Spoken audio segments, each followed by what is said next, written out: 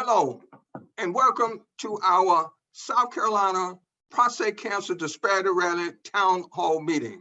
It is so great to have those of you who have tuned in today join us for this event, and it is good to see our partners and our sponsors that are with us this evening. And so I'm going to say a few words, and then we're going to move on with our program. This program is really based around how we effectively outreach to the South Carolina population to increase the awareness of prostate cancer, and also talk about treatments and other issues surrounding the disease. So again, I welcome those of you who've joined us for this program, and I welcome and thank our sponsors for making this possible for us to be together this evening. We feel that we have a great program outlined for you. We will have some presentations by Reverend Backus to give us some overview of the history that we've had in South Carolina over the years, and also by Dr. Crawford on our staff that will talk about some of the statistics surrounding prostate cancer nationwide and within South Carolina specifically. So I would like to begin by asking Reverend Backus to give us a quick overview of what we've been doing in South Carolina over the years. Thank you, Thomas. And good evening, everyone. Again, historically, we've spent more than a decade providing educational awareness and support to save lives relative to the prostate cancer disease within the African-American community in the state of South Carolina. Our long-standing support has included beginning over 37 churches of all denominations across South Carolina joined FIN's annual Father's Day rally held in the month of June. Prior to that, in 2003, we recruited prostate cancer survivors to the Survivor Network, which is a very critical group on the ground for the work that we do in trying to save lives with this disease.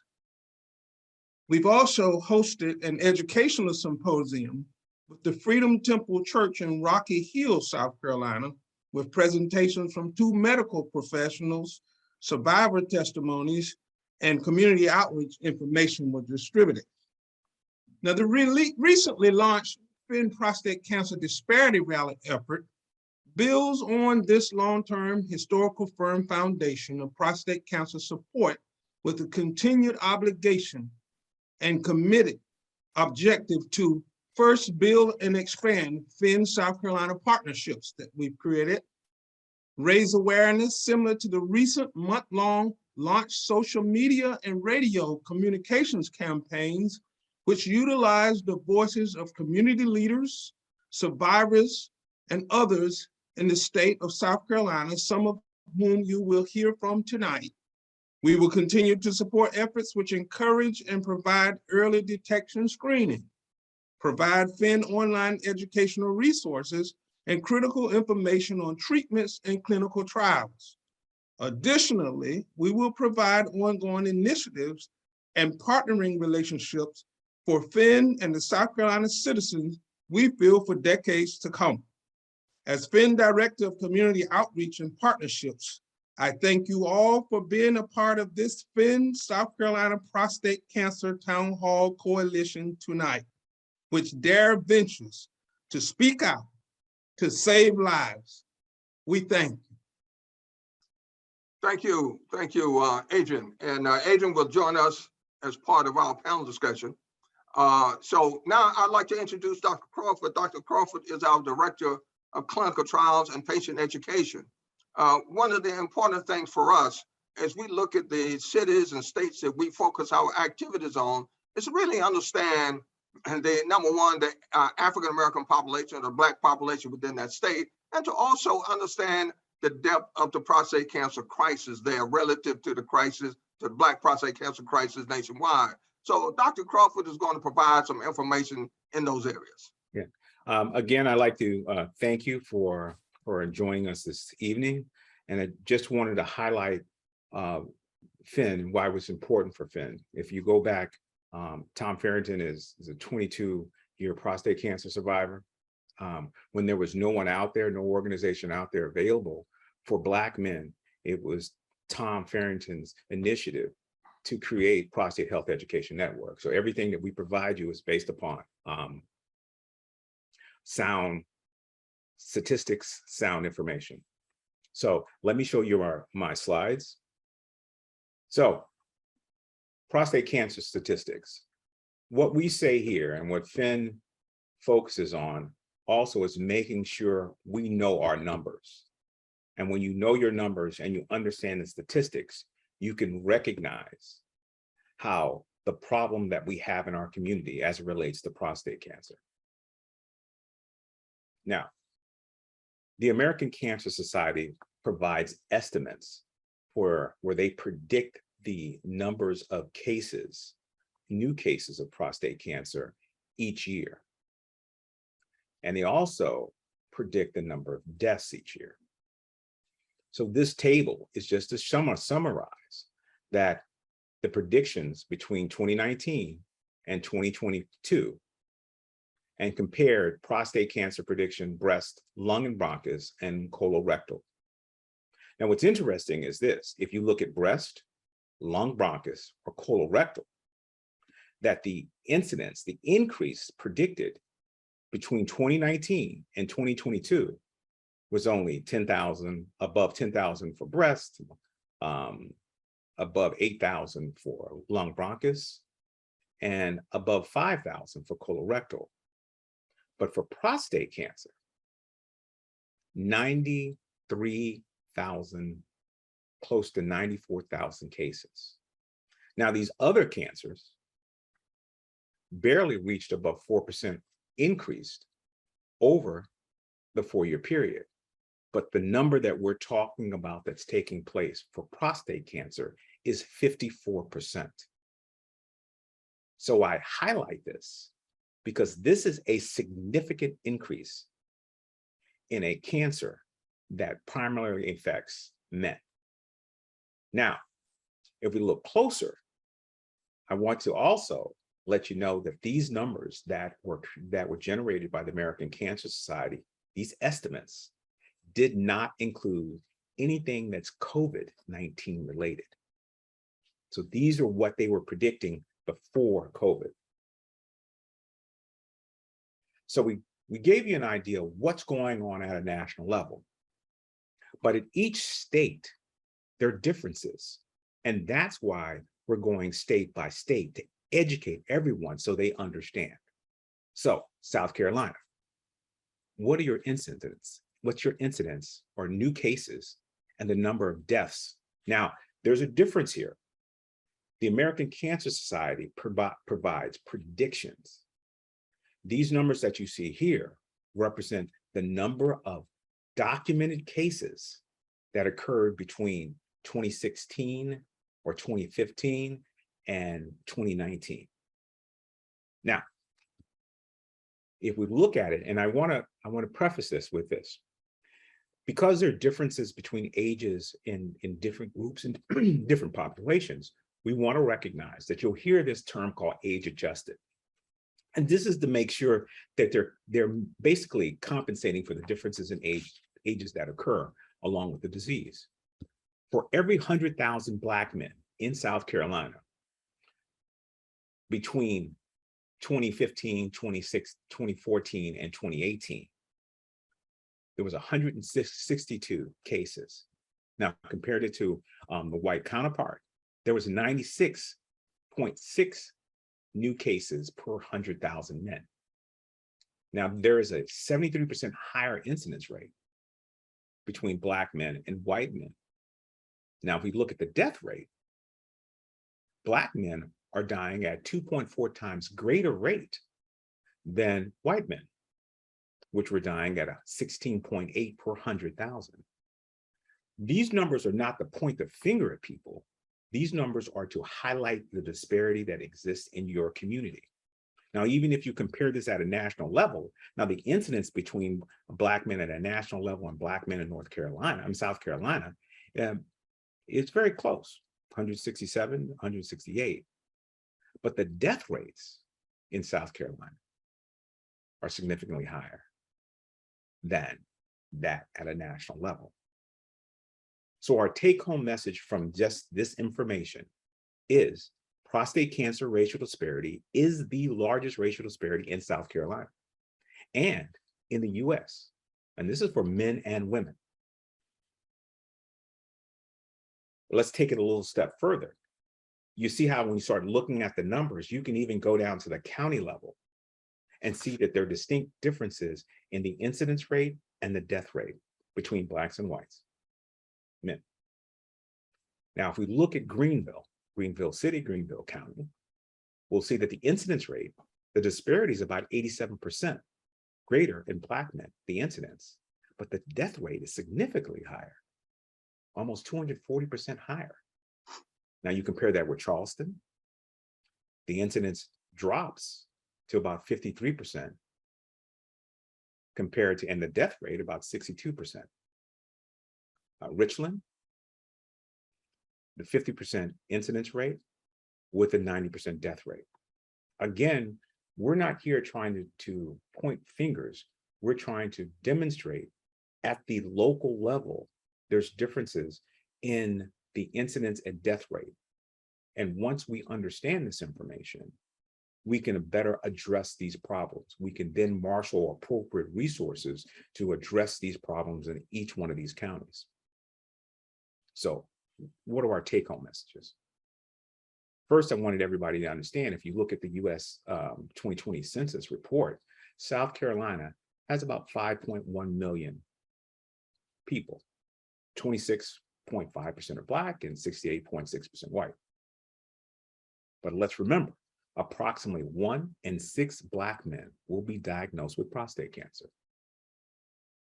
Black men have an overall 73% incidence rate and 2.4 times greater death rate than white men in South Carolina. The ACS, American Cancer Society, ranks South Carolina around the 9th highest state for prostate cancer deaths. And again, prostate cancer racial disparity is the largest racial disparity in South Carolina and in the United States for men and women. Thank you. Thank you, Dr. Crawford, for that information, which is very helpful to us. I want to spend a few minutes talking about our prostate cancer disparity rally. FIN was founded in 2003 after I have been diagnosed and treated for prostate cancer. I am a 22-year survivor as of this year, and I've been blessed to be here with you today. But since that time, we have really focused on raising awareness within African-American communities across the country. We have our focus cities and states. If you look at our website, you will see those cities and states where we spend much of our time. And in these areas, our initiative, our efforts are to raise awareness, to educate towards saving lives and reducing the prostate cancer racial disparity. The prostate cancer disparity rally began last year as a way to use radio and social media to expand our programs, our outreach programs. We've been doing quite a bit of work on the ground. We've had education symposiums across the country. Prior to COVID, one of the things that COVID did was force us to look at different ways to get our messages out. And the disparity rally is one of the solutions that we came up with because we could no longer be out meeting people on the ground with our program.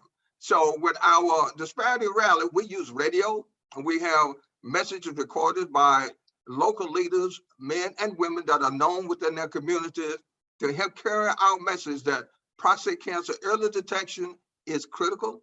A knowledge about treatments and survivorship is also critical. So what we do is what we've done in South Carolina is we focus on 3 metropolitan areas, Greenville, Charleston, and Columbia. And we have put our messages, recorded messages, and promoted these messages. I think it's over 8 radio stations. And that began at the beginning of this month, and it will continue through next week. In addition, we're promoting heavily on social media. So we believe and hope and know that that our messages are reaching a great number of people. For each one of these rallies, our goal is to reach 1 million people by our radio program and more than 500,000 through our social media promotion. So now, in order to make that happen, we have to have leaders that will join with us and to record messages who have some experience with prostate cancer, or if they don't have experience directly, who really know and understand from seeing other men face this disease and seeing its impact within their communities.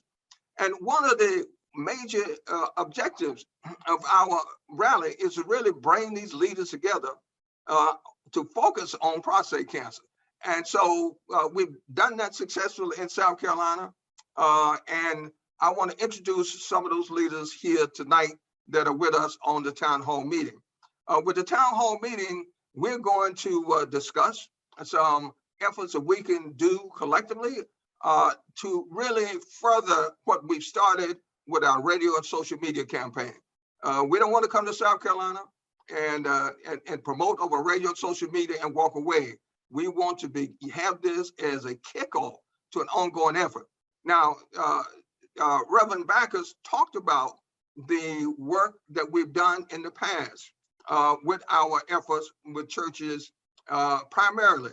And, you know, one of the things that I noticed many years ago, was that we had a great response from South Carolina churches with our Father's Day rally.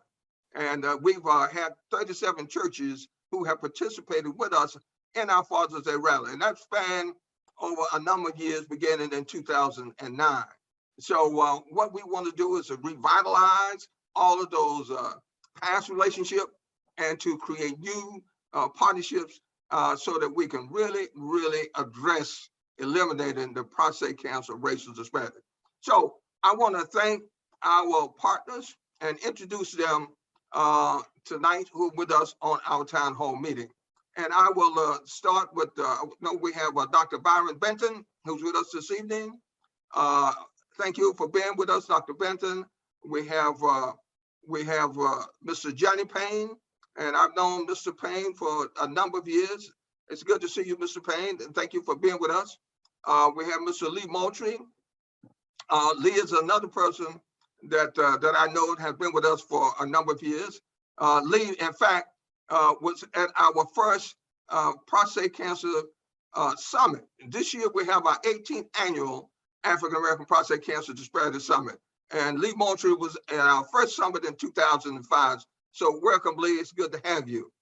We have Dr. Larry Ferguson, whom we've just met, and we are happy to have you with us, Dr. Ferguson. We have Dr. Nicholas Shangu, and Dr. Shangu with the Muss Hollins Cancer Center. Thank you for being with us. And we have Dr. Neil Shore. Dr. Shore and I were speaking. We have known each other and worked together for well over a decade. And it's so good to have Dr. Shore with us this evening. Let's see, I don't think I missed anybody. Yes, you did. Yeah, Representative Gilliard. Yes, and Representative Wendell Gilliard. Representative Gilliard, it's so good to have you with us this evening.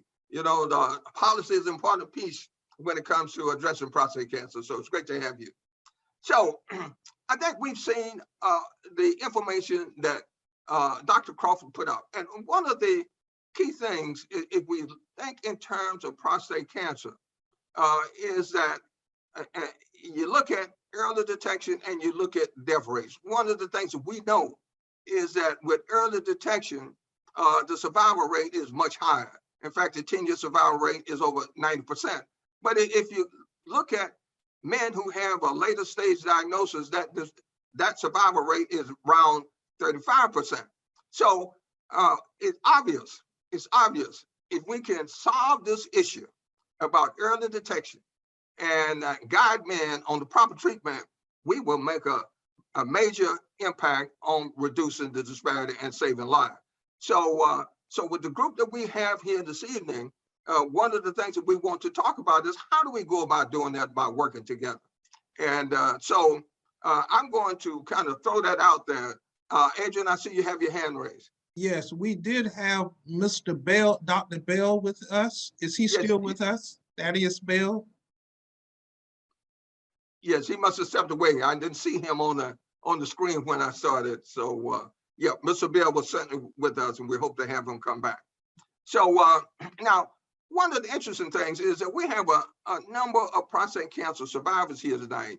In addition to that work that they're doing in the community, I know Mr. Moultrie is a survivor, Dr. Ferguson is a survivor, and Dr. Bell is a survivor. So we have survivors, and they are kind of play two roles. They can speak as survivors, they can speak as professionals in the medical field. So let's talk about how we come together, beyond what we've done with our radio campaign and with our social media campaign to really bring South Carolina further ahead in the fight against prostate cancer.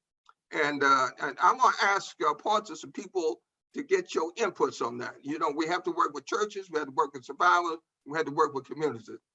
So Dr. Ferguson, I know you're a survivor, and you also a medical professional, not with prostate cancer, but give me your thoughts on that. Well, Tom, my thoughts on that is very important that we, first of all, those of us who have had prostate cancer, be just like yourself, to be transparent, to share our stories, to let men know that that we don't need to be afraid of this disease. It is very concerning when you get that diagnosis. It just sends shockwaves through your system, through your mind. It's very important to be transparent and to have the open up the discussion and to share this among our church family, our personal families, as well as our community. And I would like to defer my time though to Mr. Lee Moultrie, because Lee has been a tremendous leader in our community, as well as Dr. Bell, in addressing this issue. So Lee, my friend, I'd like for you to chime in on this. Okay, Dr. Ferguson, thank you for this opportunity, and thank you for all the great work that you've done for so many years, and the respect that I have for you also. As a native of Charleston, I remember reading in the Post and Courier, our local newspaper, in 1995, that they were doing a screening at the Navy Hospital for prostate cancer. And they wanted all men 40 years and older to come be screened. Well, in 1995, I was 39 years old. So I went to the facility and asked them, I said, well, I'm not 40, but could I get this, get screened for my PSA? They said, well, we really prefer men that were 40. Now, let me back up. They said they wanted all men that were 40 and older to be screened, and especially African-American men. So I asked them, could I be screened even though I was 39? They said, well, we prefer men that were 40 and older, but sir, seeing that you're 39 years old, we'll go ahead and screen you. So I think it's important that we share this information everywhere, that men, early detection, as you indicated, Tom, as men of 40 and older become screened for prostate cancer, and they ask their doctor for it if their doctor are not talking to them about it at 40 years old. They get the PSA and the digital rectal exam. And a lot of people, since I've been doing this now for 22 years, a lot of men are concerned with the digital rectal exam. I told them, go ahead, get the digital rectal exam. After you've done it, go cry in the corner. Now you got another year to wait on it. Just get over the discomfort, but you're reassured one way or another that your prostate is in the right form it should be. So that's what I'll share for right now. Thank you, Mr. Moultrie. You know, one of the initiatives that we undertake in every one of our communities is really to develop a strong relationship with churches. And as we stated when we open up today, we work with more than 30 churches in South Carolina. And I know that we have Dr. Byron Benton with us this evening. And Dr. Benton, it's good to have you with us. And we know that we're blessed because his church having an anniversary program this evening. So he's taking a little time from his anniversary program to be with us. We know Dr. Benton from Brooklyn when we worked with him at the church in Brooklyn. So it's good to have you with us down here in South Carolina, Dr. Benton. And I would like to get your perspective on how we can work closer with the church community in South Carolina in the fight against prostate cancer. Yes, well, Dr. Farrington, thank you so much. And thank you for having me and for excusing me early tonight as we celebrate 130 years of Congratulations. service. Thank you so much. And Dr. Larry Ferguson is one of our trustees. And they did something phenomenal last year that actually potentially saved a life. So my father is also a prostate cancer survivor, and two of my uncles, which of course makes me heightened to make sure that I'm getting screened and getting checked because I turned 40 on this year as well. So I kind of fall right into this category. On last year, my father, along with Dr. Ferguson, recorded a video testifying about their journey and their fight against this disease. And we played that. And we did a whole service around it that was virtual and online at the time because of COVID. Because of them telling their story, I have a member that came up to me a month later that said, I went and got screened, and it turns out I have prostate cancer, but they've caught it early. And therefore he was beginning to go through the process. So they literally saved a life. I think that what we can do in order to take away this stigma and to get more churches involved is to have people that are as respected as Dr. Larry Ferguson is, and my father, Charles Benton, who was a principal in the Charleston County School District down here, to tell their story and to testify. And for the churches, for us, especially us as pastors, to have this conversation and share that story abroad so that more and more of the individuals within the churches that are seen and held in high esteem are actually telling the story. That will cause other men who look up to these gentlemen to say, you know, maybe I'm overthinking this. Maybe there's not so much of a bad deal to just go and get this checked out. If Larry Ferguson does it, as awesome as he is, then I need to go do this. And if the pastor's talking about it and pushing it, and we're given a whole month and some change towards giving attention to this, then it makes it to where this is now a communal approach. I say this to everyone and then I'll be quiet because we have so much wisdom on this call that I'd love to hear from as well. When we do things in terms of community, we have better success. What happens, we often feel that we're alone in the journey and even alone in getting screened. But when within the church community, we say we are together in this and we're going to do this together, then all of a sudden it becomes something that is not a big boogeyman that I can now move forward in because I've got community around me and behind me. So I'm gonna say amen. So just, I got to say amen. So just in conclusion, it's making sure that we as the leaders are telling the story, that we're building the network, and two, that our leaders and members within our churches are being empowered and put on a platform so that they can share, which then will allow this to be a communal experience as more brothers get screened. Thank you, thank you.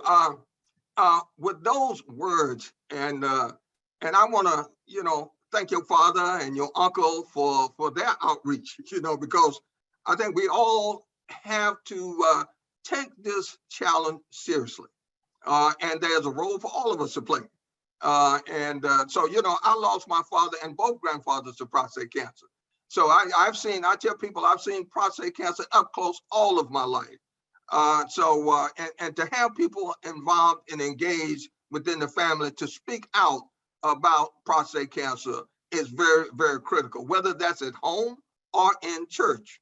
Now, I talked about what we did with 37 churches in South Carolina around prostate cancer with our Father's Day rally. Let me explain what that rally was about. What we did, we went to churches and asked them on Father's Day to invite all of the prostate cancer survivors to come forward for a special prayer. And you know, when we started this, we were a little hesitant because, you know, we started this in 2009. People were less willing to stand up then than they are now. And so I participated and went to a number of these rallies around the country. And the things that we saw was that you would have one person come forward, then you would have two more trickle forward until you had the whole the front of the church filled with prostate cancer survivors. And what we saw was that men in the church sitting next to each other did not know that they were sharing prostate cancer simultaneously. And then we asked the loved ones to stand and support them in prayer.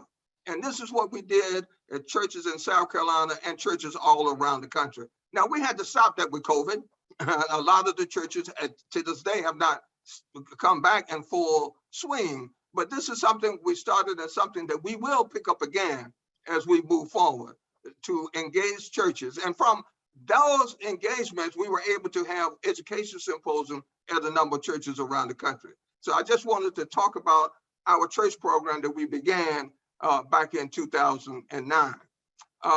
Now, I do, you know, policies are important. Policies relative to screening. We talked about the U.S. Preventive Services Task Force policy that there should be no screening. That screening didn't make a difference. It didn't save lives. And policies at the national level and policies at the local levels are important in this fight against prostate cancer. So I'm going to ask Representative Gilead to talk about some things in the policy areas that we can do in South Carolina that can help us.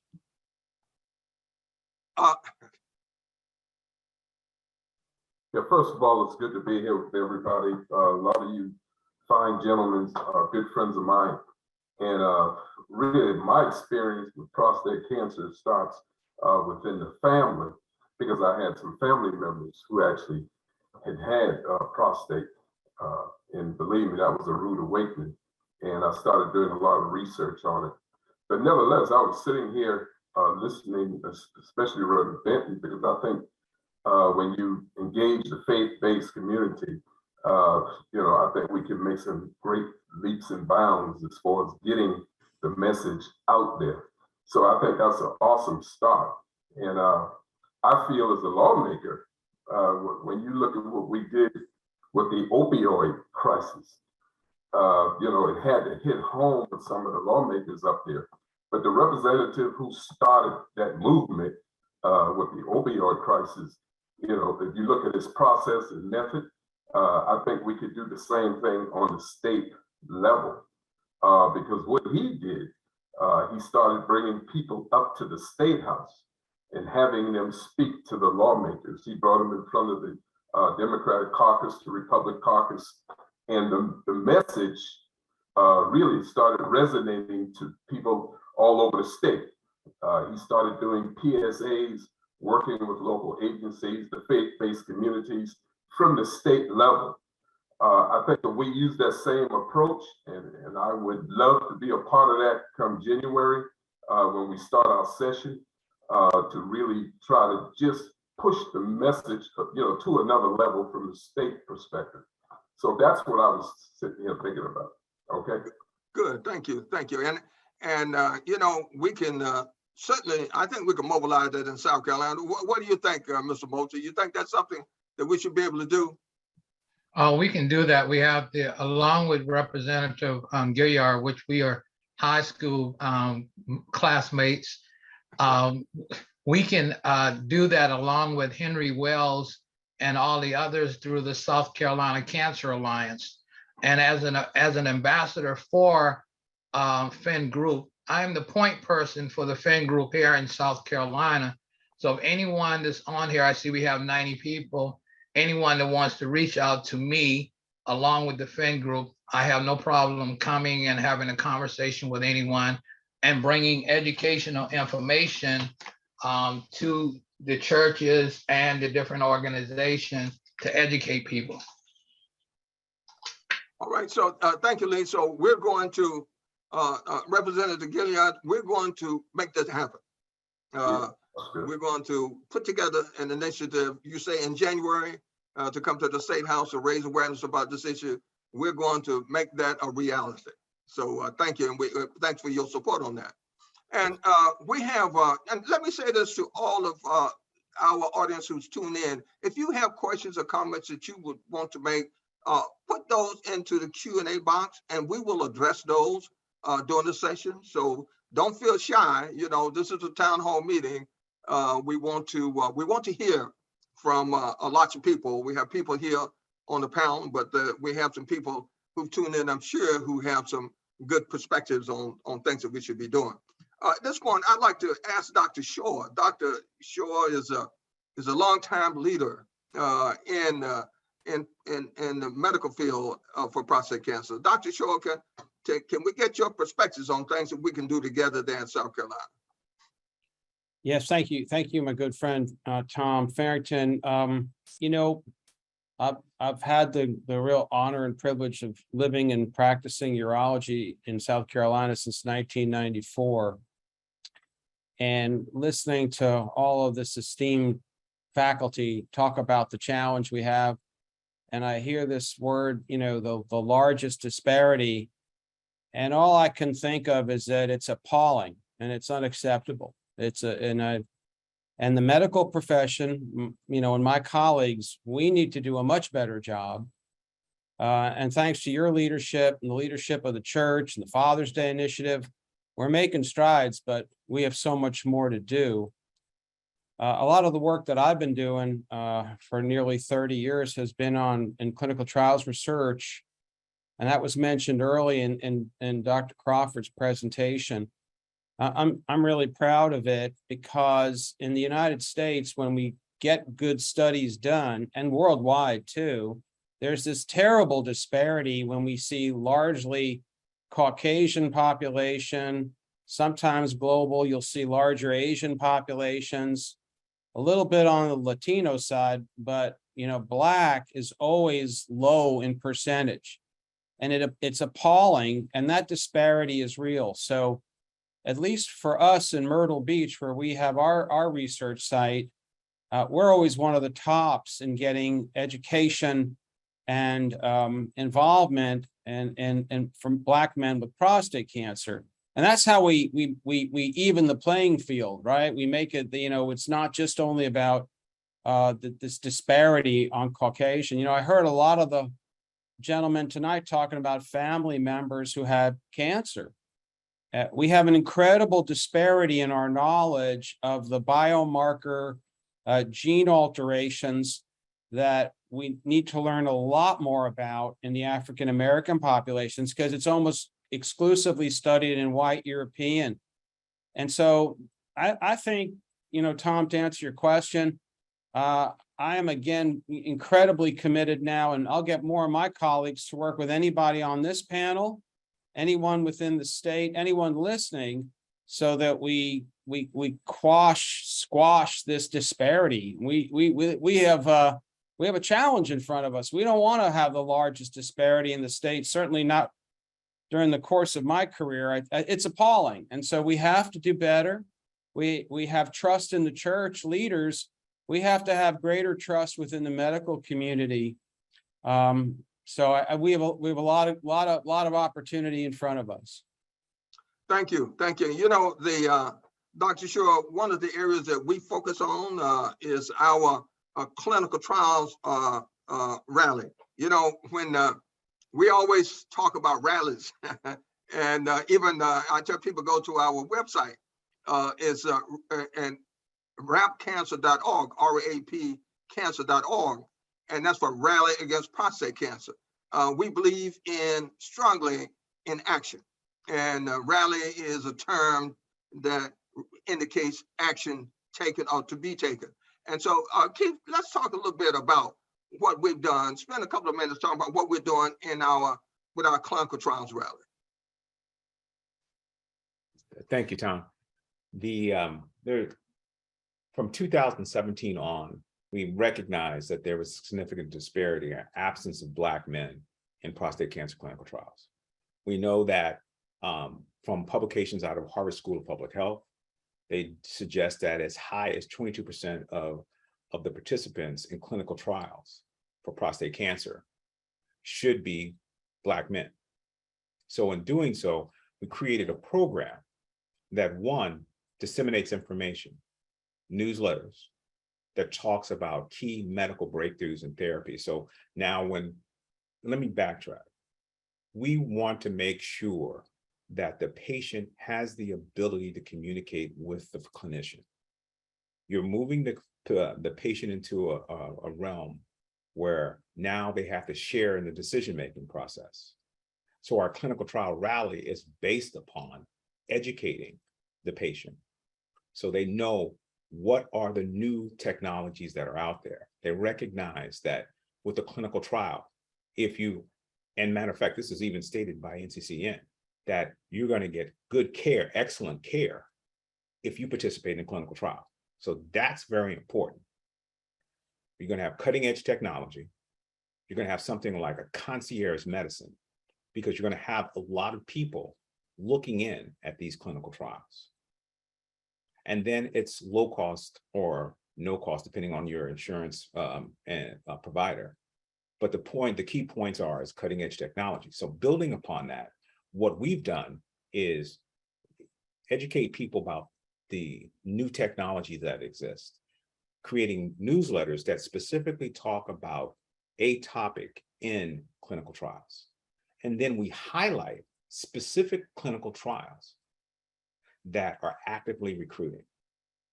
And what we've created, and it's on a monthly basis, and I say this is because we just finished curating for this month, all the new actively recruiting clinical trials for prostate cancer. So what people understand is what their diagnosis is.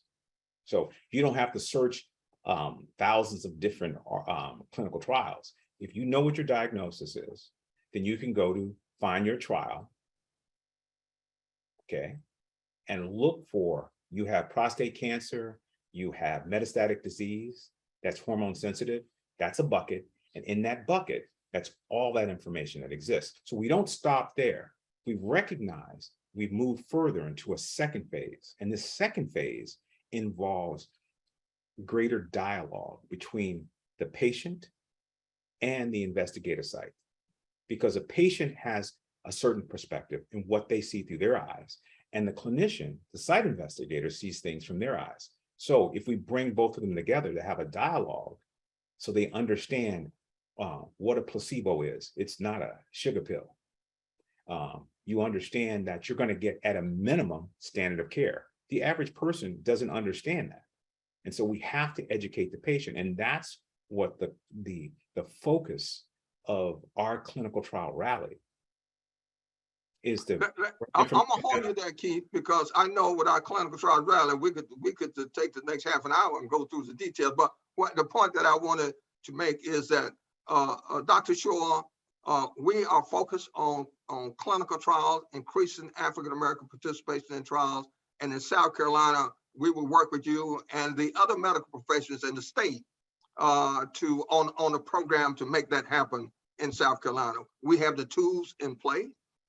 These tools we've developed over years, and we have the ability to outreach and educate the patients. So thank you, Keith, and thank you, Dr. Shore. But clinical trial education and increasing enrollment is a critical objective of ours. Tom, yes. I have one question for Dr. Shore, and maybe he can shed some light on that. What's happening now is there is the incidence of prostate cancer that existed pre-COVID. And now we have this massive disparity that existed pre-COVID. Now, what's happening now? What are you able to do to kind of increase the number of your patients who miss screening, who miss treatments, and who miss screenings and miss treatments and really broadens the disparity that exists? I didn't know if you had any comments on that. It's a great point. I would say that, it's all about testing and the trust in who's ordering the test.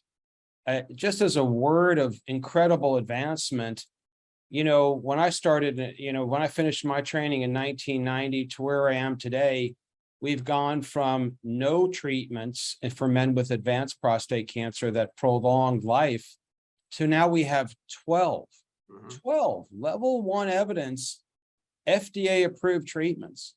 And your point about clinical trials research, it's cutting edge and it's almost invariably no cost. And we need more African-American men involved in for prostate cancer. Frankly, we need more African-Americans, period, men and women across the entire spectrum of cancer, because we learn that there are certain treatments that patients sometimes do remarkably better with, and some that they don't. And the whole issue about testing for family risk, super important. There are many, many ways now to get these treatments, the diagnostics done at almost no cost. It really is true, despite how costly our healthcare system is. I know that all the sponsors of this program, Disparity is front and center. They finally got it. Okay, they finally got it. It took a while, it took a few decades, but they're there now. So Dr. Crawford, you're right. I think the COVID has been a setback.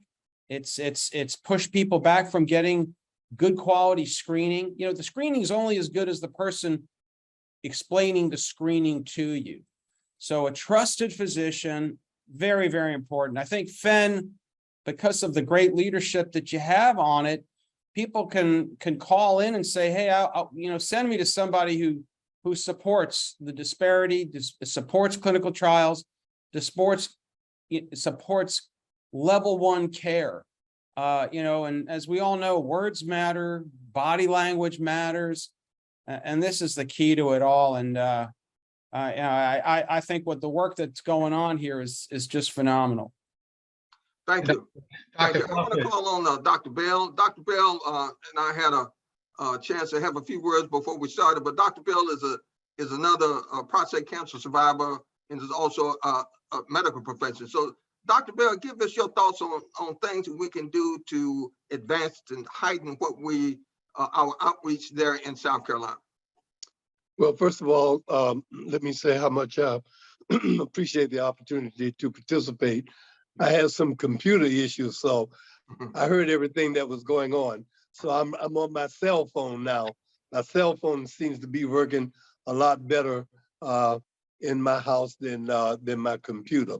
But one of the things that we've been involved with for the past 20 years is educating African Americans and other underserved populations about prostate cancer. And the thing that I've been focusing on is to educate African American men about how important it is to ask for a PSA if you're over 40 years of age. You should ask for that test. For a long time, the test was not even being offered. In addition, I'm on the advisory board for cancer for the state of South Carolina, and so prostate cancer represents the second cancer death of African American men in South Carolina. And to Dr. Scholl's point, we found out that a lot of African American men do not trust their healthcare professional. And so they oftentimes do not even ask about the test. So we've been spending a lot of time encouraging African American men to get the PSA annually. We've just been on radio and television, just giving basic information about prostate cancer, making men aware that, and I oftentimes tell men that in my practice, which is 99.9% African American men, in my practice, I make the diagnosis of prostate cancer at least every 3 months, and none of those men have symptoms. None of them have symptoms. We pick up on it as a result of the testing. And so that's what we try to make men aware of. And that's what we try to encourage them to get that annual PSA. Thank you. Thank you, Dr. Bell. Thank you. Tom, Yes, sir. I'd like Dr. Crawford to address this concern. I've been in the healthcare industry arena now for the past 22 years, now 65 years old. The concern that Stop bragging about your age, Lee. I'm still a baby to some people. That's what y'all tell me. The concern, I participated in numerous clinical trials myself. And one of our great doctors that transitioned a couple of years ago, Dr. Ida Sproul.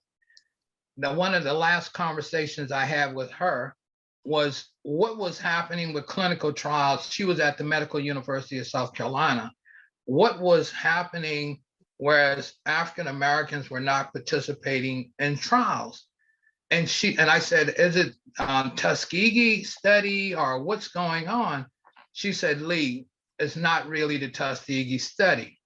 She said it was most of the doctors were not recommending clinical trials to their patients. And so if the doctors are not recommending it to them, they can't participate in them. But what I would like Dr. Crawford to address, the elephant in the room, how would he explain it to the community that's listening to us now? How do you address in the 21st century the Tuskegee study, whereas that can help people understand it is safe to participate with clinical trials now?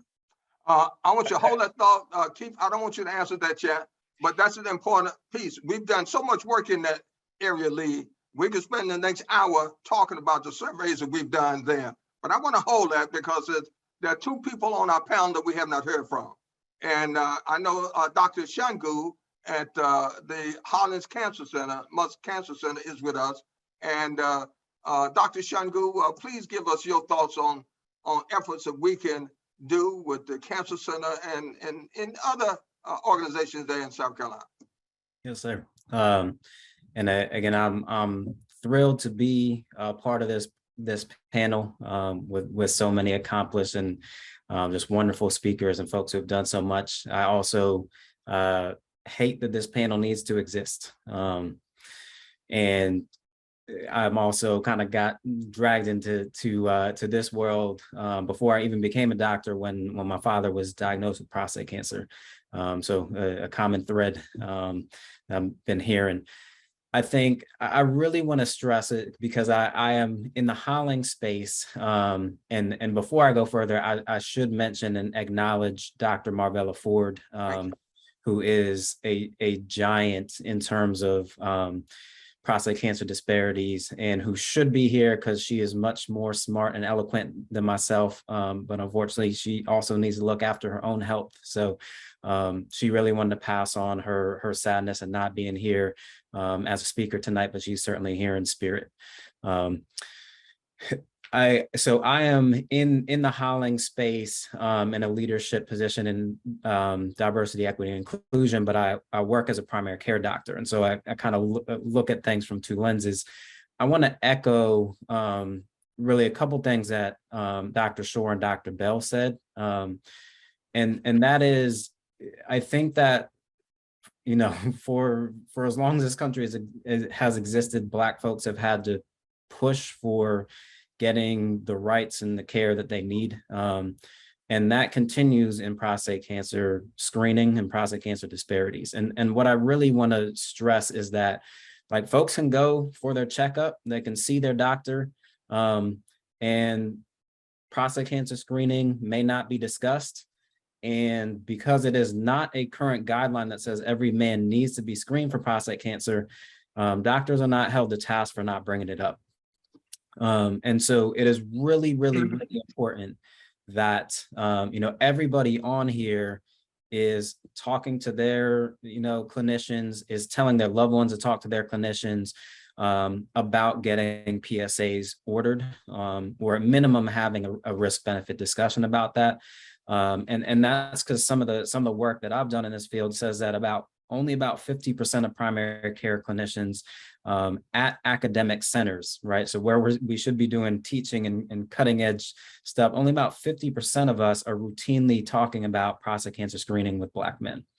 So the first thing I want to share and how do we partner is advocate for self and family like we do in every other space, and make sure we are advocating for folks to get that test. I think the other thing, and unfortunately, I mean, the reason this panel is so powerful is because of the community work that so many folks have been engaged in. And I think that community work needs to infiltrate into spaces like where I'm working. People, students, learners, physicians, staff at places like MUSC need to hear these stories. They need to hear from, patient panels, folks who are on community advisory boards or hospital advisory boards. Like these are spaces where these voices need to be heard. And I know a lot of folks on this call are already doing that, but it just cannot be done enough because unfortunately, the training and education that myself and a lot of folks have received, unfortunately, did not prepare me or other folks to be doing this work appropriately. And so it's a shame that this needs to come through avenues like this that are not our medical education. But my hope is that we can revive medical education so that the next generation of folks gets trained more appropriately than I did. Thank you, Dr. Shangu. You bring up a very important point, and I'll go back to what Dr. Bell said that men should ask to be screened, because since the task force recommendation not to screen in 2012, a lot of the doctors, primary care doctors, do not talk with their patients about screening. And I don't know whether they don't know or it's against their guidelines, and to not talk with Black men beginning at an earlier age about the importance of early detection screening. But that's an area that we need to address as advocates. We need to continue to push that. I know that we really, in terms of the new guidelines with the task force, we work very hard to have the task force bifurcate their guidelines, to bifurcate their guidelines so that they would say have one set of guidelines for men at average risk and another set of guidelines for men at high risk. They did not do that at the top level, but if you read through their guidelines, you will see that they did address the need for earlier detection screening for men at high risk. So we have to get that message out, and again, we've got to get the message out to the public, because too many doctors at the primary care area are not automatically screening or talking to their patients about screening. So thank you for those words, Dr. Shangu. And Dr. Crawford just put up information about our finpsa.com with the messages that we had recorded and that we're broadcasting on radio. And we try to drive into two of our patient portals. One is about early detection screening, and the other is about treatments guidelines and the treatment options. So we will continue to push that throughout South Carolina to educate the population. Now I want to ask Mr. Johnny Payne and to say a few words. Johnny is a person that I said I met many years ago. He came to DC at one of our summits, and Johnny has been very active in South Carolina, in the Greenville area. He was putting out a monthly newsletter that I got, and I used to read it, Johnny, religiously. Hey. So it's good to have you with us tonight. So Yeah, love to get your perspective. Yeah, good evening, to everyone. I'm not quite as active as I used to be, but I do what I can. Yeah, I do remember attending your summit in DC a few years back. It was very informative. I did a lot of, if you know, I've been involved with just about every prostate cancer organization. It is from US2 to Zero to the South Carolina Cancer Alliance, and held leadership roles in most of those. So I just want to say, and I'm good to see Dr. Bell. Dr. Bell, he and I worked a lot. He used to come up to Greenville when we had our summit through the Greenville Health System, now Prisma, and talked about education. And I always considered myself a community educator. Unlike most of you guys, I'm not a medical person. And education, I think earlier someone said, well, what can we do more of? And I don't think you can ever do enough education, mainly because there's even today, now I've been a prostate cancer survivor for about 20 years. I was diagnosed in 2002. There's still so much misinformation out there, so many myths. I mean, you talk to men, I'm not going to get prostate cancer. I can't get it because I ain't old enough. Or I can't get it because my daddy didn't have it. Or I can't get it because I ain't got no symptoms and I feel fine. And we find that all that's not true. So if we could just educate, and when you talk about education, it doesn't have to be in it don't have to be in a seminar. It don't have to be on a Zoom presentation. It could be like Dr. Bell taught us. It could be in the barbershop. Mm-hmm. And his barbershop talks was a big hit in Greenville a few years ago. And speaking of Greenville, when someone put up the slide a while ago, I was shocked at our disparity rate in Greenville. That was, and what makes it more disturbing is, I believe in Greenville County, the last time I checked, we're like only 18% African American. So our percentage of African Americans in Greenville County is not, I don't think it's as much as it is in Columbia. I know it's not as much as in Charleston. So that's a real disturbing numbers there. I was shocked to find that out.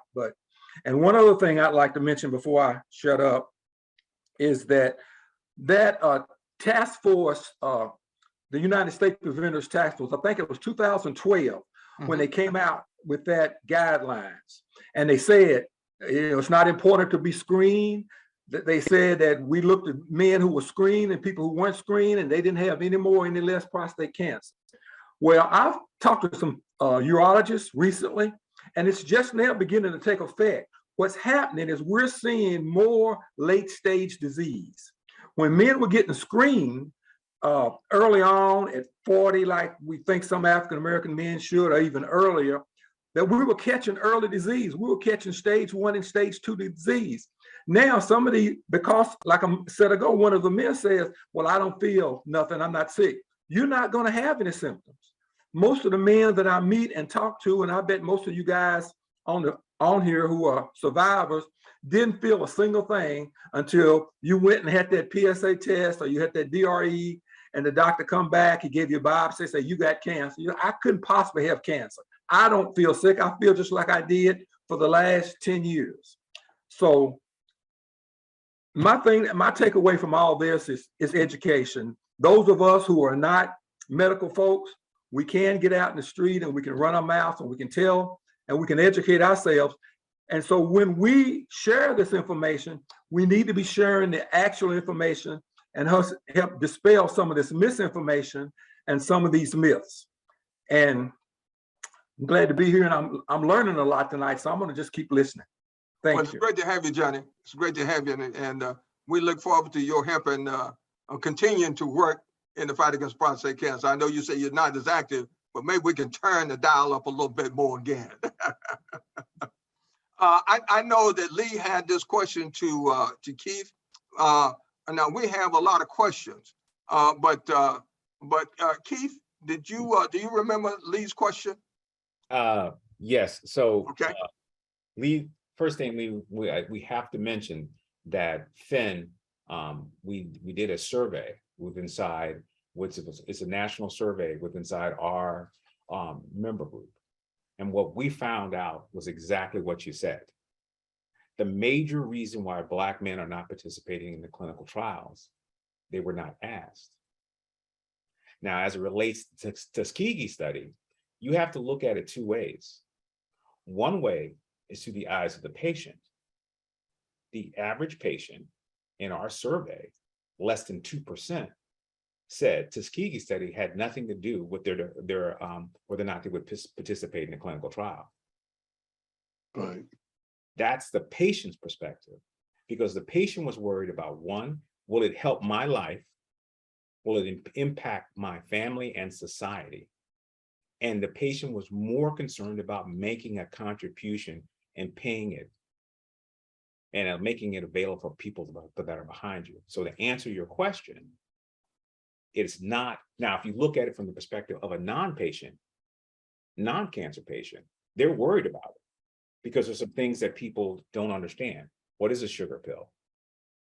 You know, am I going to get standard of care? What is standard of care?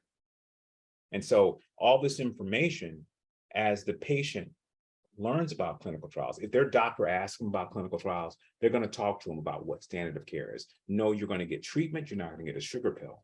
All these things that are come up. But I hope that better answers your question as it relates to Tuskegee. No, it does answer, because I wanted the listening audience to understand, wanted you to explain to the audience, how do you address that? Because that's the elephant in the room. Because we know it, I participate in clinical trials, but there may be someone listening out of the 80 people here that has that question. So we have it from you being the doctor to explain it to the people. And then, you know, what's important is, yes, the Tuskegee study was an atrocity, but from that lays the foundation that makes clinical research, clinical trials safe for everyone. And that's what's extremely important. They have guidelines. More and more people are looking at it. I said that concept of concierge medicine. That's mean because it's not your one doctor. You may have a panel of doctors. You have nurses. You have people collecting information and monitoring you on a regular basis. So it's a much better practice. Thank you. We have about 15 to 20 minutes. We have a number of questions, and I want to get to have our audience voice as part of this. The first thing, we got a note from Representative Joe Jefferson, who says, I will be working with Representative Galia to promote the FIN effort in the General Assembly. So I thank you, Representative Jefferson, and we're looking forward to this activity. We're really, really looking forward to putting something together here. Let me see what other questions that we have.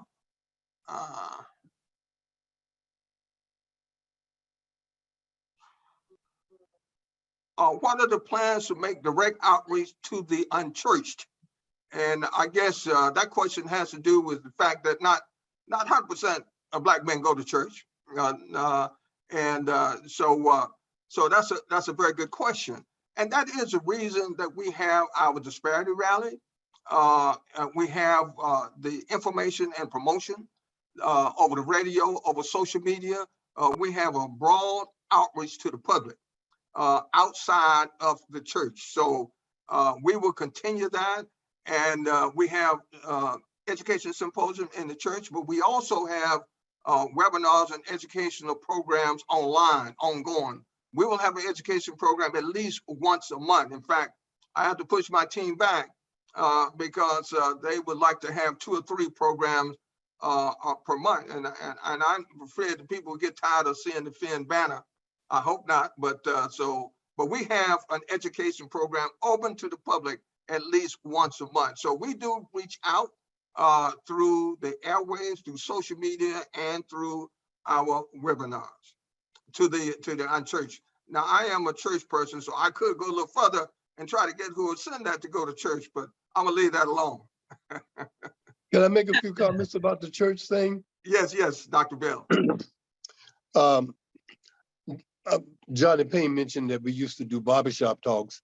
In fact, I just did a barbershop talk about two months ago up in the Holly Hill area. And the barbershop talks were held at the church. A lot of people who attended the barbershop talk were not church members. It was just promoted that we were going to have it in the church. And one of the nuances that we always do when we have a barbershop talk is that it's for men only. And so you'd be surprised at men who are not in the church, they'll come in and talk about and ask questions as it relates to prostate cancer and other health issues. So that continues to be a way to educate men. And one other point that I want folk to remember, for a long time, African-American doctors were not allowed to do clinical trials.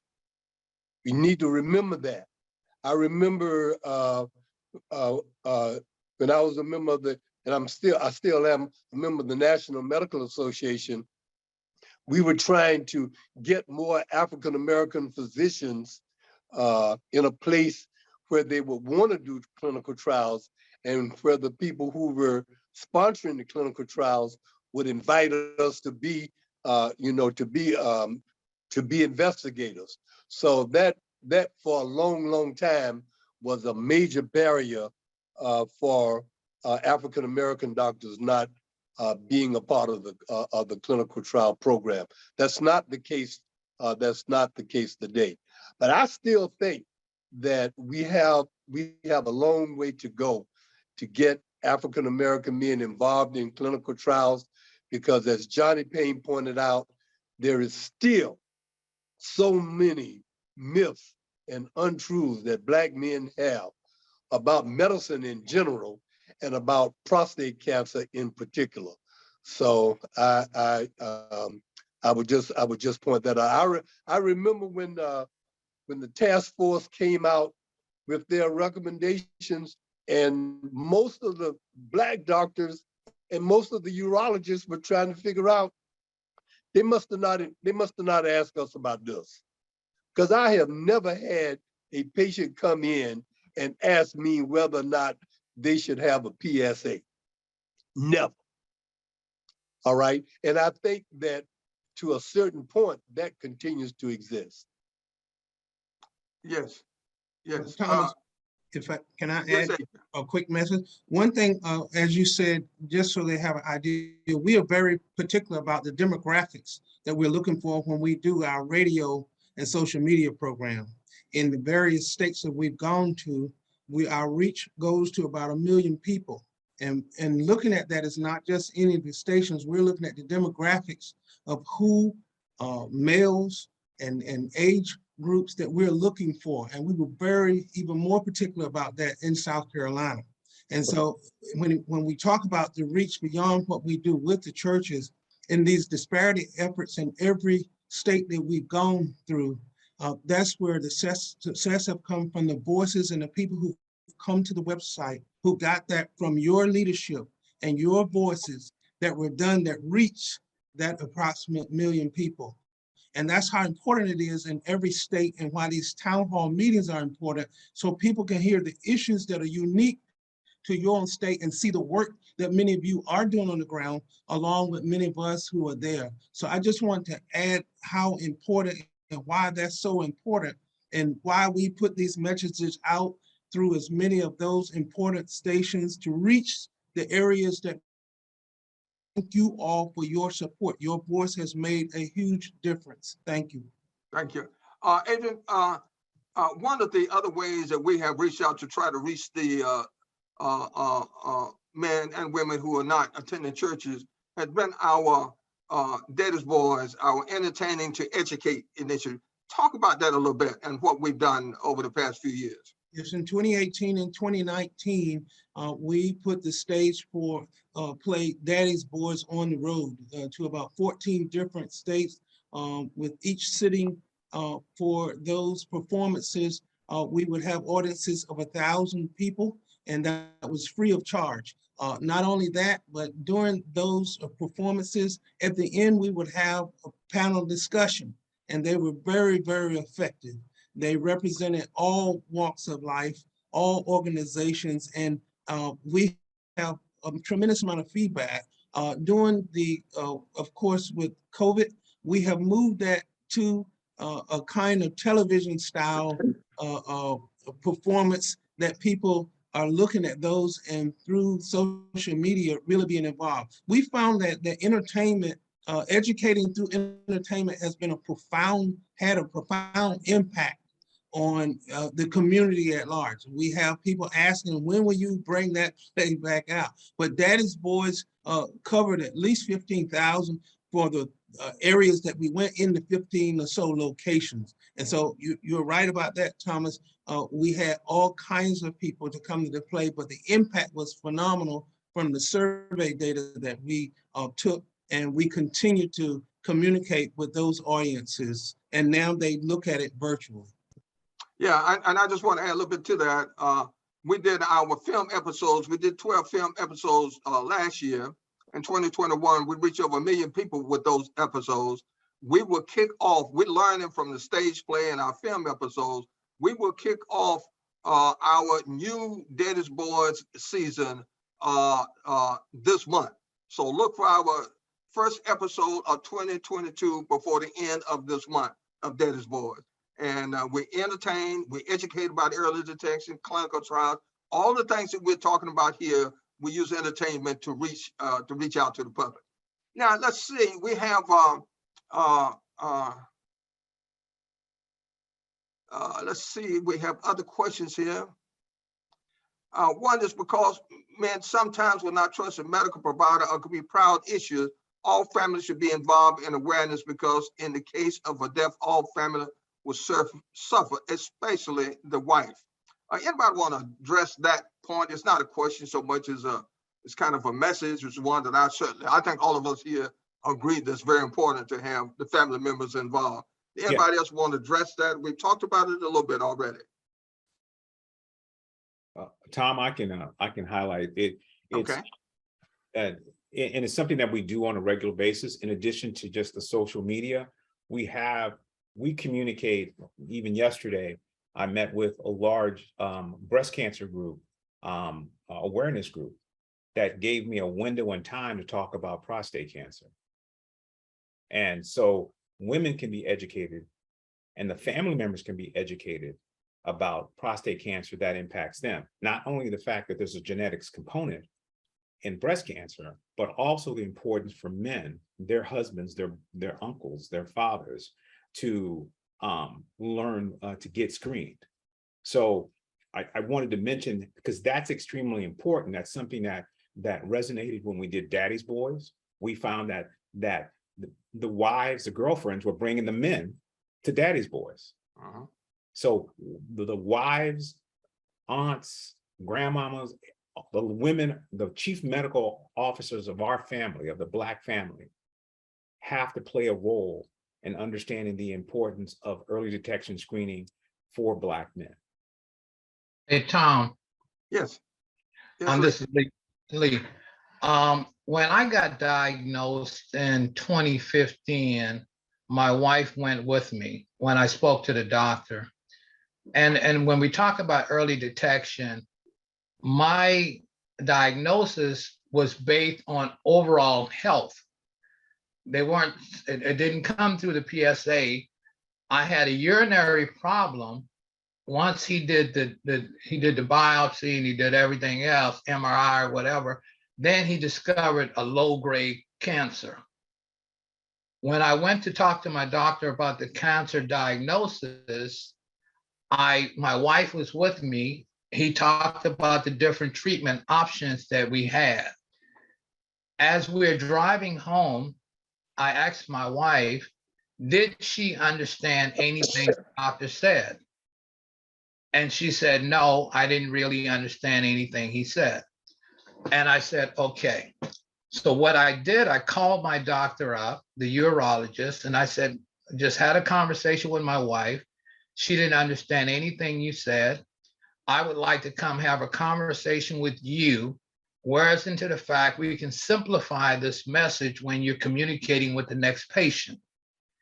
And he said, Lee, I appreciate that. He said, but I think it'd be better if you speak to my nurse navigators who gave me this information, who put this information together, and then that's better for me there. I in turn set up a time to speak with his nurse navigators. They were appreciative because they said they didn't really understand what they were putting together. They just put them there as nurse navigators. So they didn't really understand as much about the prostate health messaging that I knew for being in there for the number of years I've been. So this is the thing here. So then I made sure my wife understood everything that was going on, the different treatment option. And even with me coming out of, I just had my treatment December, January, February, I was completed. So I'm about 6 months out from my treatment completion. So and she's been engaged with all of that process there and understanding everything that's going on there. Okay. Good, good point. Tom, I would just like to point out very quickly about having your families involved, especially your wives and your girlfriends, because I'm telling you, that is the first place that you're going to get some support. And it's most of the time, in fact, I've talked to a lot of men and a lot of partners, and it's the wives who are so very supportive. And let's face it, man, one of the first things we think about with this prostate cancer is our manhood. And most, believe it or not, most of the women, if not all of them, they're not nearly as concerned about that part as you are. They would like to have you there. They would like to have you healthy. And that sex part is not as high on their list as it is on our list, believe it or not. And that can carry you a long way, because I've had so many men, they're just so, they feel like that they're not human and they're not total anymore. And you ask the women, oh, we don't care about that. They were not that good anyway. But Right. but I just like to say that it's very important to get your support from your girlfriend or your wife or your partner, whatever. Thank you, Johnny. We have Reverend Jameson who's just joined us, and Reverend Jameson is certainly recorded a message for us, and we've been playing him all over the radio. And Reverend Jameson, I'm glad that you were able to join us this evening. So we'd love to have any input that you care to share with us about the fight against prostate cancer and how we can do more together in South Carolina.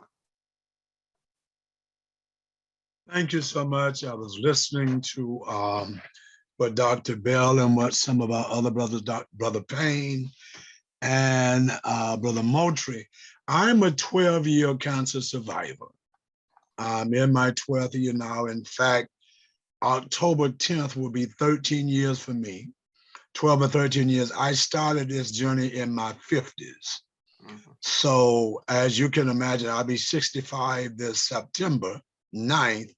I started this journey in my 50s. And as Brother Payne said, that sexual virility, that thing of, you know, what is it? What's going to happen to me now? I'm a young man. This is not fair. This is not right.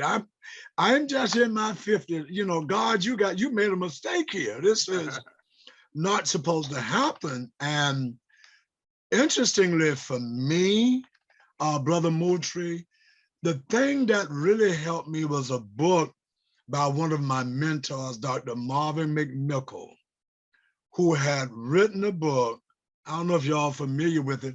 I think it's on my shelf somewhere. I just did some rearranging, and when I saw him at a conference.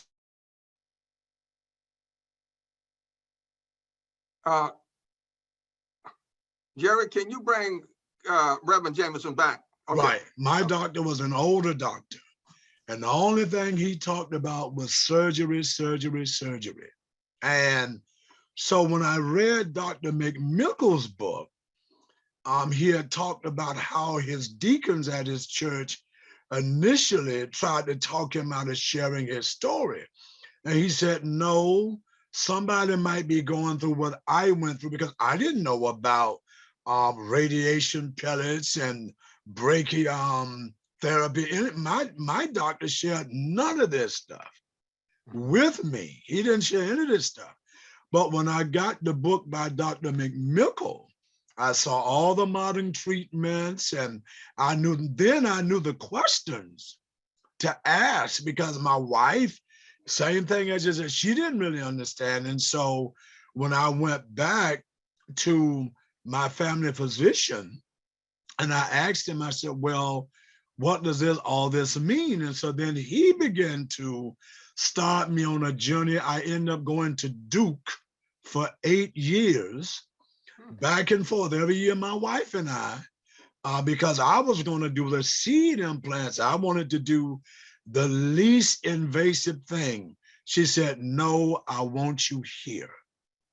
She said, no, don't worry about the other stuff. I want your prostate out. I want you to have the surgery, because I was listening to some of the other guys, and they were saying, hey, man, at least if you do the seeds, you know, you'll still be all right. But she kept insisting that I look at doing the surgery.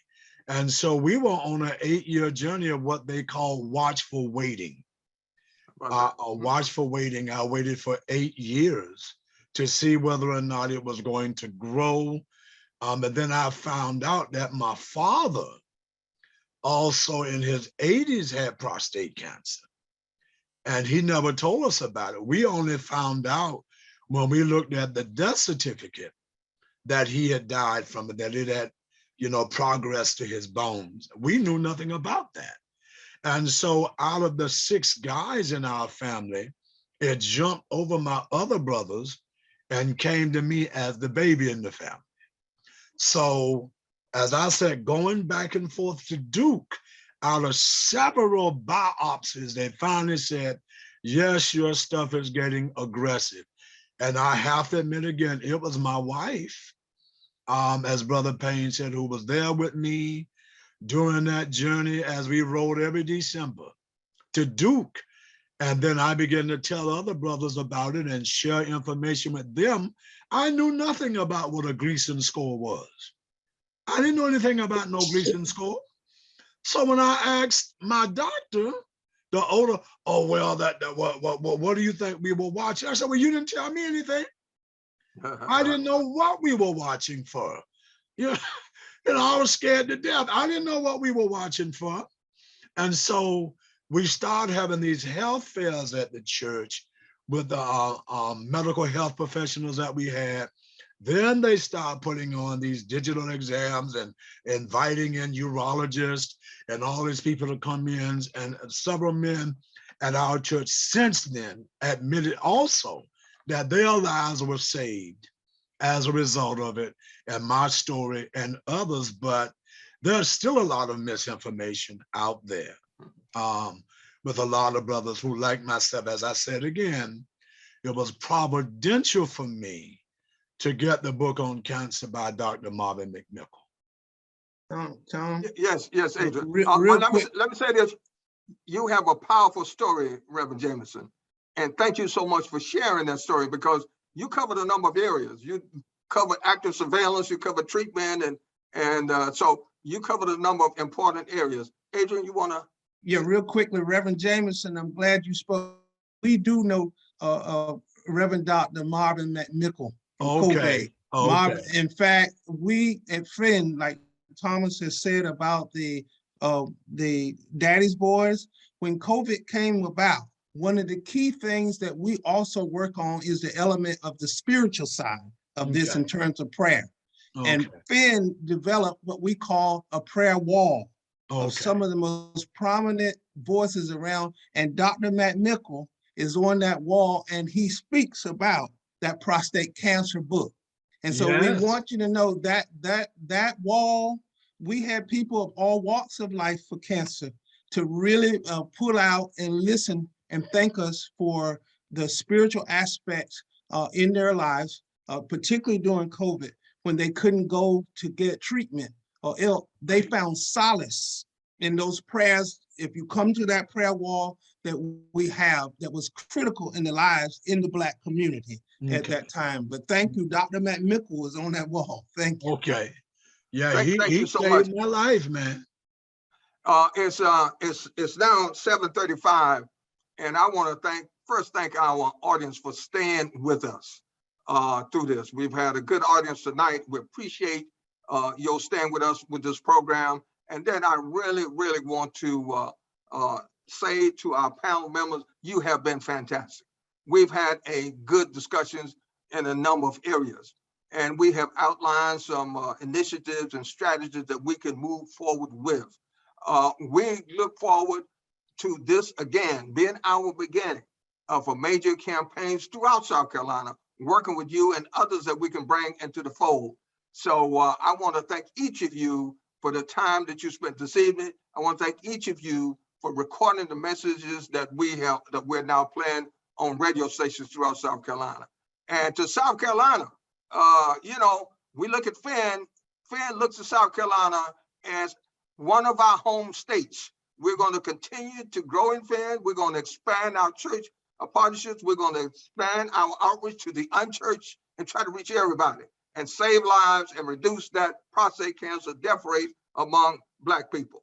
Now, one of the things that we do at the end of each one of these programs is that we have a survey that we'd like for our audience to respond to. We'd like to know how you felt about what we've done. And so you see that survey before you now, and we would love to have you fill that out. It would only take about 5 minutes. And if you can do that, we would really appreciate it. And we have a real-time response. You can tell us whether you thought we did well, whether you thought we didn't do so good. And so whatever your thoughts are, we would like for you to participate in the survey. So thank you. Where could I go to hear those bites being played? You said on the radio stations. I'm glad you asked that question. This program, along with all of the recorded messages, will be available on fintv.com. And so you will be able to go to fintv.com and see this program, and also watch all of our video messages that were recorded. So please, audience, go to fintv.com. Mm-hmm. Oh, Tom, I just had a little statistical information. There was a study done by Ruth Etzioni, and she works with the mathematical aspect of cancer.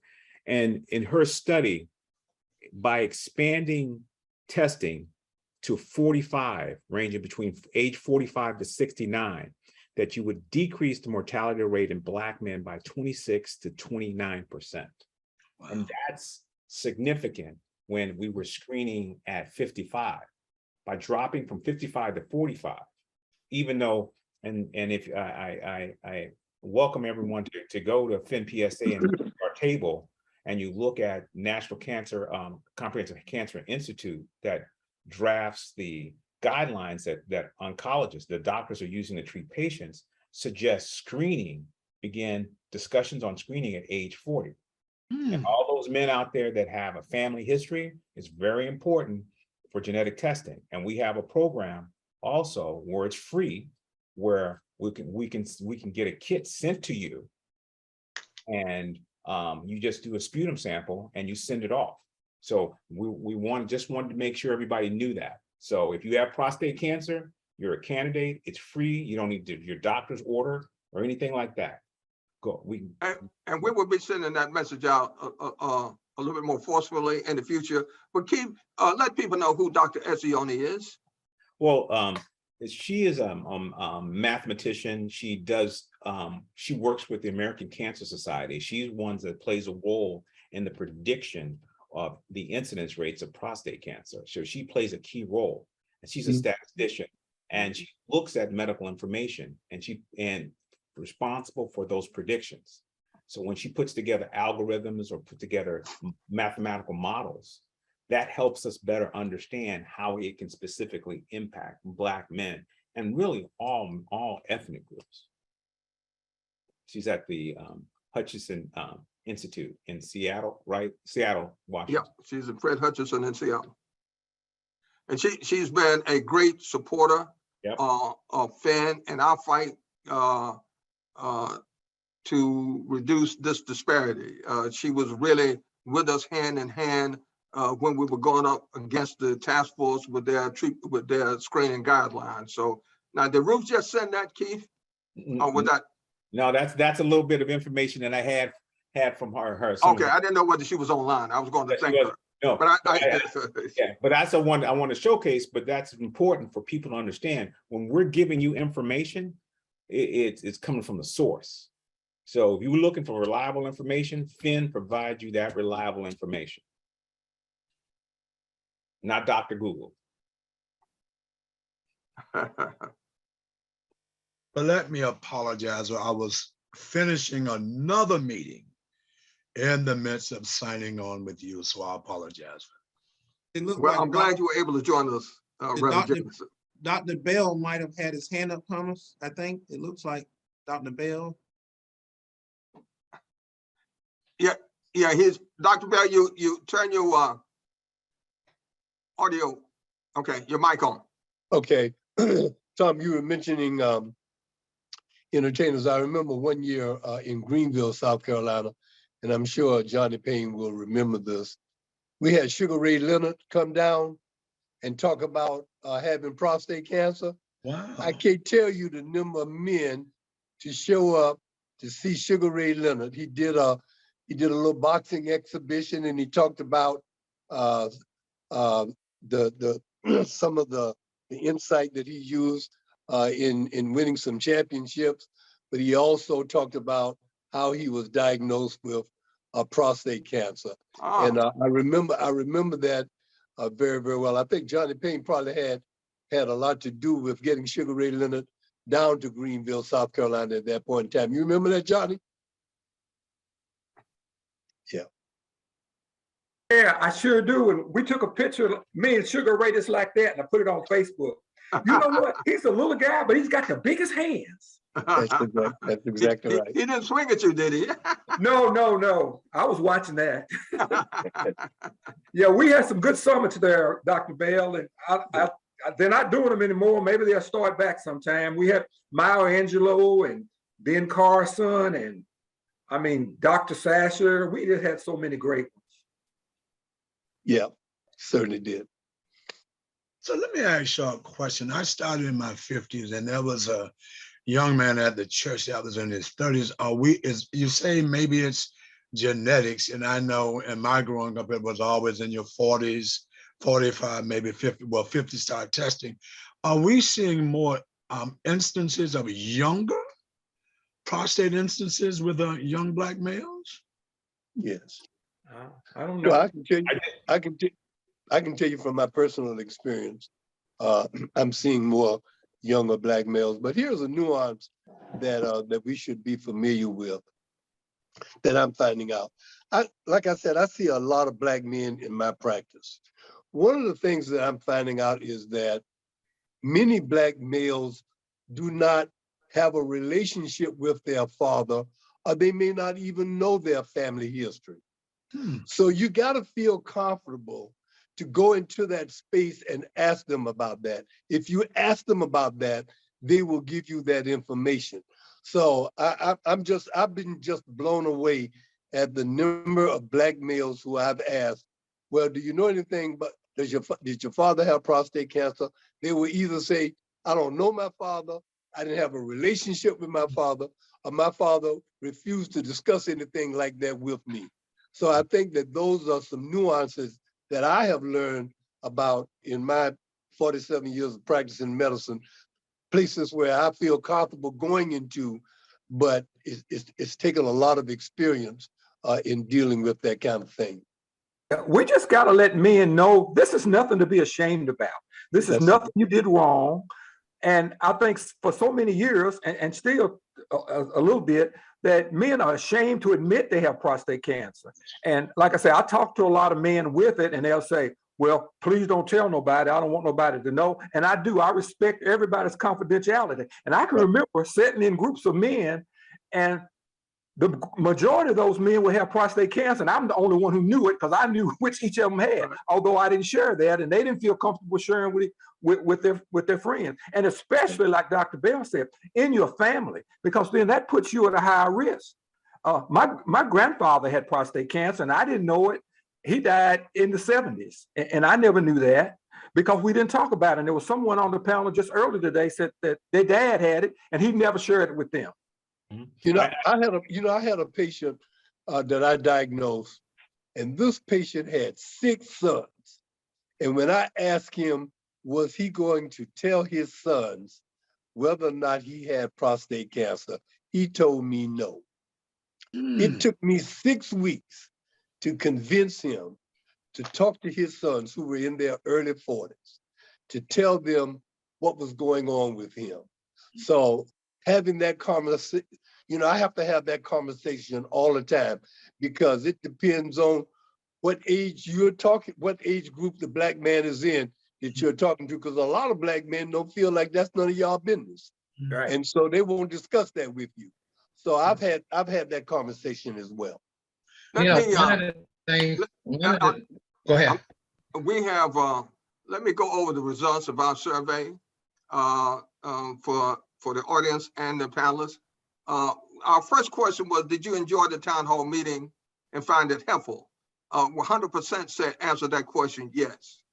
The second question, were the factors presented as contributing to the racial disparity revealing to you? 70% say yes, 30% say I was aware of most of them. The third question, were you pleased with approaches discussed to help eliminate the disparity?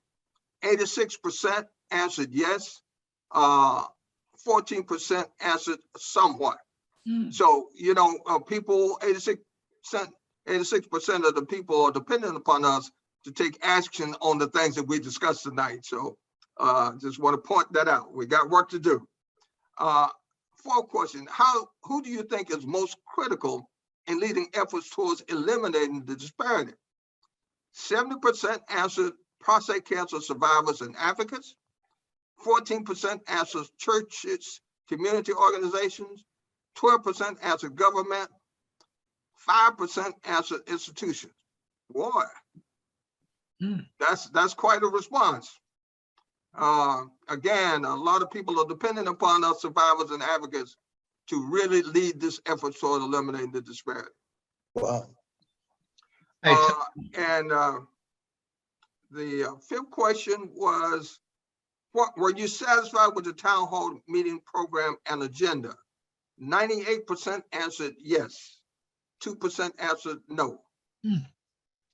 Were you satisfied with the town hall meeting participants? 95% answered very much. 5% answered somewhat.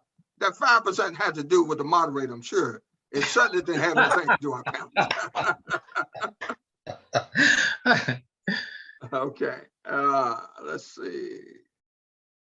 And the seventh question, do you feel that the audience participation was adequate?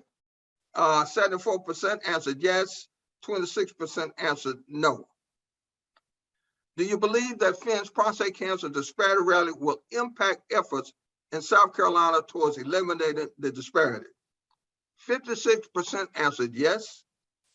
42% answered it has a potential to significantly impact. So that's 98% either yes or we have the potential to significantly impact. And 2% answered no. So those are the results of our survey. And I want to thank the audience for providing us with that feedback. It's very useful. And I will say again that this program, all of our messages that recorded will be available on Fan TV along with the results of this poll. So with that, you know, we could talk the rest of the night, but this is the beginning. And it is so great again to have the panelists with us and all of those who participate in recording messages that we're now playing in South Carolina. And so I thank you again. And I want to thank the audience again. We still have a large number of audience, of our original audience with us. So I want to thank everyone. I want to thank our sponsors.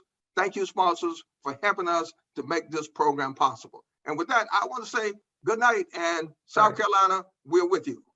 Good night. Good night.